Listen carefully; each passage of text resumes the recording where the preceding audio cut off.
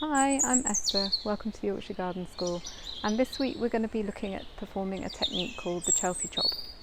The Chelsea chop is basically named after the time of year at which it takes place, which is towards the end of May, usually coinciding with the Chelsea Flower Show.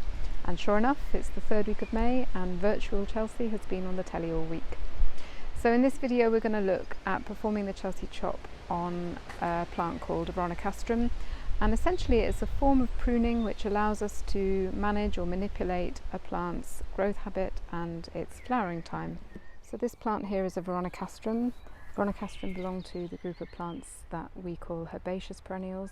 Herbaceous meaning that they put on this soft herbaceous growth, don't have a kind of permanent woody structure over ground, but instead die back over winter to just an overwintering crown. So the growth that they've put on every year is fresh, is new. So this growth has come since about March this year. The plant has been growing very rapidly and will continue to grow until it reaches its full height, which is probably about 1.5 meters in July, and then it will start to flower. And the flowering habit of this plant is to produce spires of purple flowers on the ends of these whorls, and sometimes you get extra little flowers below the main spire. I've got quite a lot of veronicastrum in my garden, and a lot of it I allow to grow to its full height, and I enjoy it at that height. But this particular clump of veronicastrum has been planted in a rather too shady spot, and you can probably already tell that it's starting to lean towards the light. And what I find is that if I allow it to grow to its full height, then basically it will just flop over completely. The obvious thing would be to move it to a sunnier spot, and I do need to do that, but I haven't got round to it yet. So for this season I'm just going to Chelsea chop it in the hope that then the plant will produce shorter stems which will be sturdier and not flop so much, even though they probably still will lean for the light. I will also get more flowers that way, albeit maybe slightly smaller flowers, so I won't get such a dramatic display perhaps, but I will get more flowers, and I'll get them later. So I've got plenty of veronicastrum going on elsewhere in the garden, and when that starts to go over, these will be coming into flower. So that's another reason for doing the Chelsea chop. So I'm just going to show you what I'm going to do. I'm probably going to take off 2 to 3 of these whorls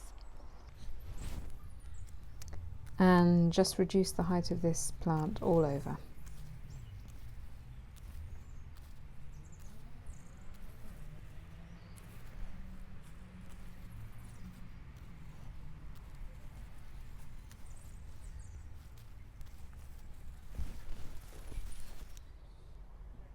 So you can do this Chelsea chop on loads of herbaceous perennials, and here we have a phlox that I'm probably going to Chelsea chop as well, because it's actually quite a tall phlox, and again I've put it a little bit too close to the front of the border, and there's another one just behind it, so I figure that if I Chelsea chop the one in front, then you'll get a nice display. You'll be able to see the one behind better, and the one in front will flower a little bit later and not be quite so tall, so that will make sense. And then maybe in the autumn I might move that one.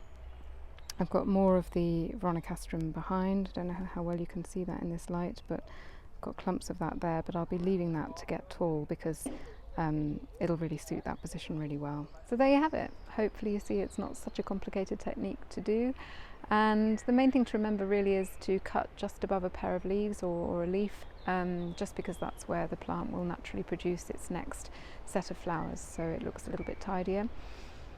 You can do this on loads of the herbaceous perennials in your garden, any of the ones that kind of branch basically, so thinking about things like rudbeckia or sedum, now known as hylotelephium, monarda, and as we saw, things like phlox and veronicastrum.